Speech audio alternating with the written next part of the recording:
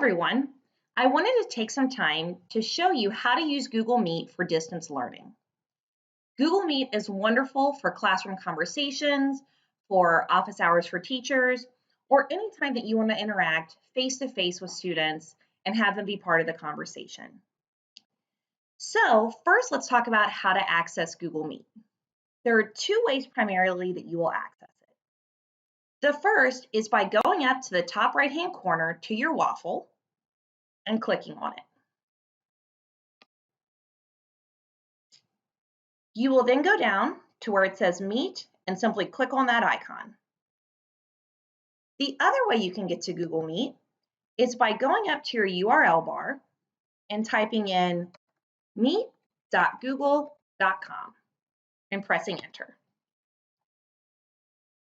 As the teacher, to start this group conversation or group meeting, you simply press Start a New Meeting.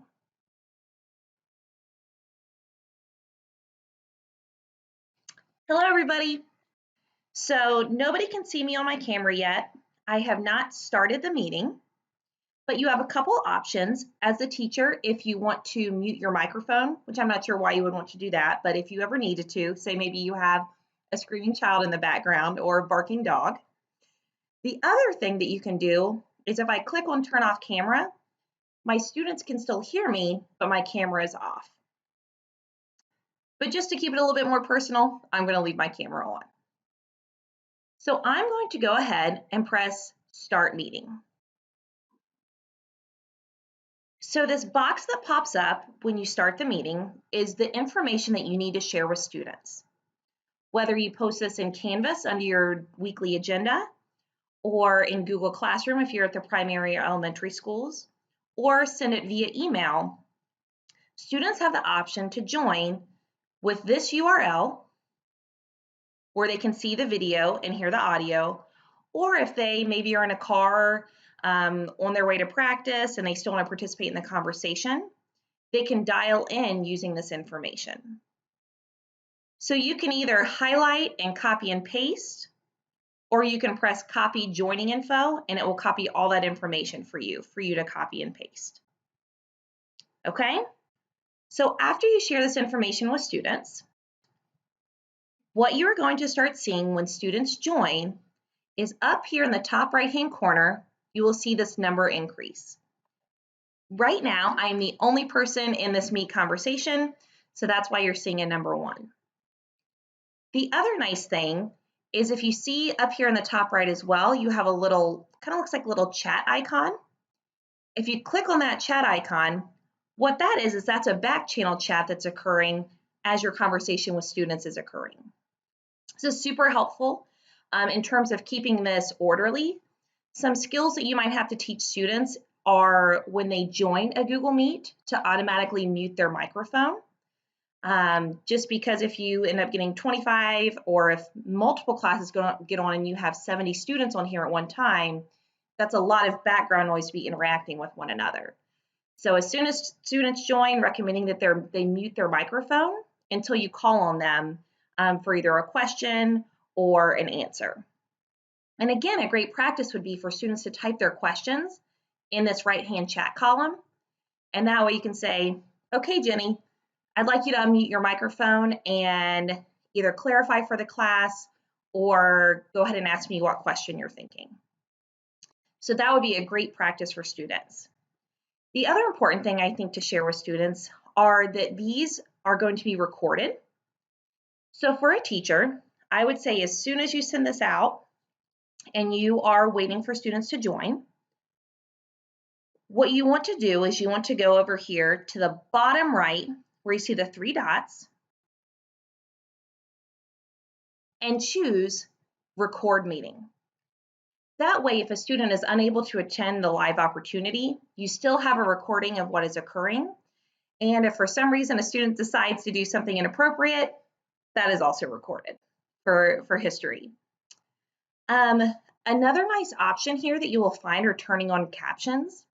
So just thinking about our ELL students or maybe hearing impaired where closed captioning could be helpful, or even those students that have a lot of younger siblings at home that might have trouble hearing what people are saying. those closed captioning, so if I turn that on right now, you will see whatever I'm saying is going to pop up at the bottom of the screen. And again, you can keep that on, or you can go back down into the three dots and turn that off. Okay? Another thing you can do as you're waiting for students to join the conference is, say you send them the invite 15 minutes before you're going to meet as a class, and you don't want to sit by your computer aimlessly staring at it waiting for those students. Down here at the bottom, you can mute your microphone and also turn off your camera. So they will see that you're present, but the minute that you are ready to start teaching, all you have to do is click on that camera, and now you're back, and click on the microphone.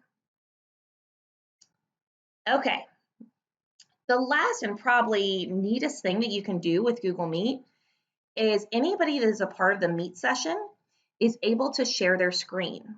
So if a student's asking you a question and you're not exactly sure what they're referring to, they can share their screen with you, and then you can share your screen with them.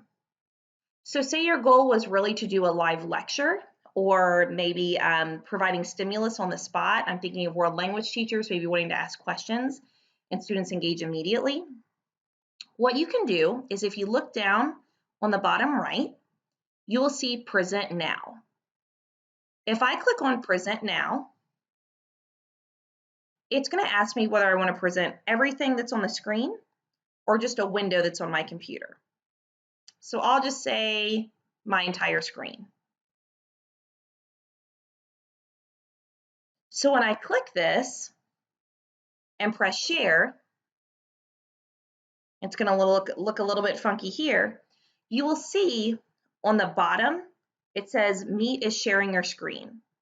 So now anything I do on my computer, students are able to see. So if I click out and I want to go into another window, or I want to open up another tab and show them a new resource, students are watching all of this happen in real time in front of their eyes. And in order to stop sharing, you just have to make sure you go back to your Meet from wherever you are, whether you're showing a PDF on your desktop or maybe a video or where something's located in Canvas. All I have to do is press Stop Presenting. And now, no longer is my screen being presented. So hopefully that is a great introduction in terms of how to use Google Meet. This is also a really neat tool, especially for our high school students who working with group projects, thinking about higher level education, ways that they can talk and conference with group members or maybe even family that's far away. This is a wonderful way to keep in contact and collaborate with those around us. So if you have any questions, please don't hesitate to ask. And I think Google Meet could be a game changer for you in your classroom during this distance learning opportunity. Bye.